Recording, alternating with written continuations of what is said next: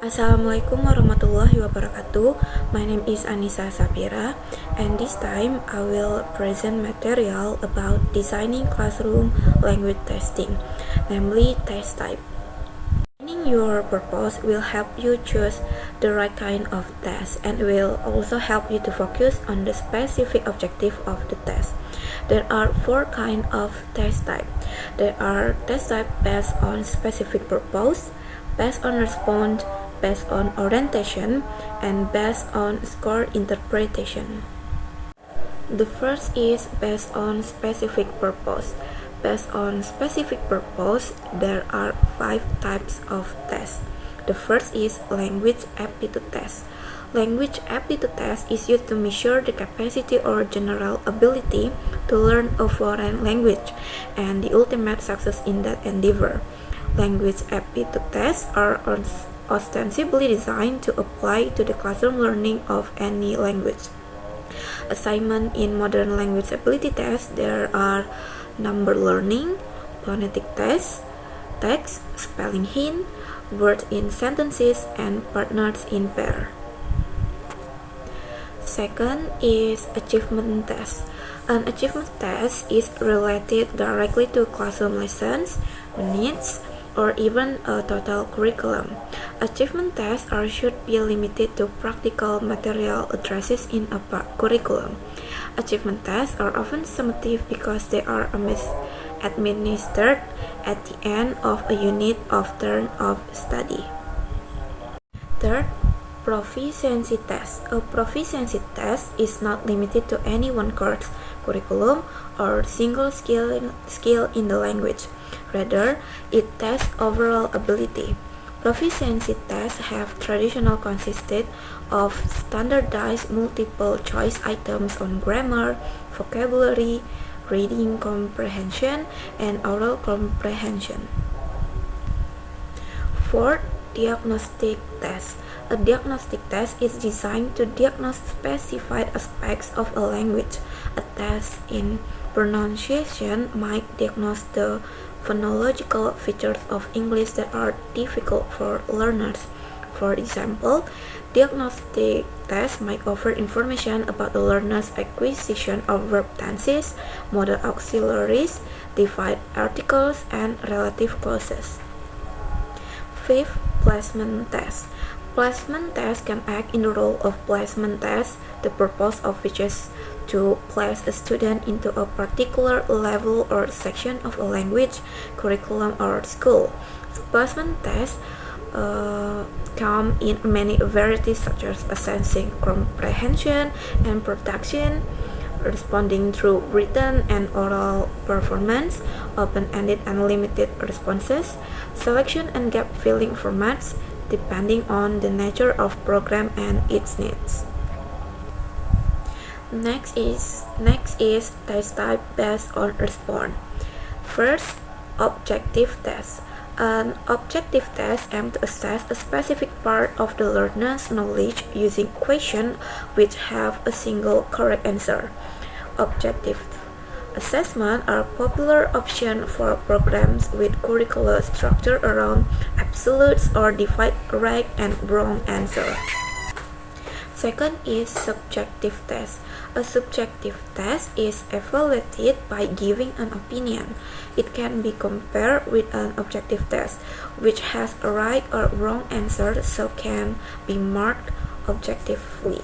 Subjective tests are more challenging and expensive to prepare, administer, and evaluate correctly, but they can be more valid. For example, tests of writing ability are often subjective because they require an examiner to give an opinion on the level of the writing. And next is test type based on orientation. The first is direct competence test. The direct competence test is a test that focuses on to measure the student knowledge about language component like grammar or vocabulary, which the elicitation use one of the basic skills: speaking, listening, reading, or writing. For the example, a teacher wants to know about the student's grammar knowledge. The teacher asks the student to write a letter to elicit student knowledge in grammar. Second is indirect competence test. The indirect competence test is a test that focuses on to measure the student knowledge about language component, like grammar or vocabulary, which the elicitation does not use one of the basic skills, speaking, listening, reading, or writing. The elicitation in this test use other ways, such as multiple choice.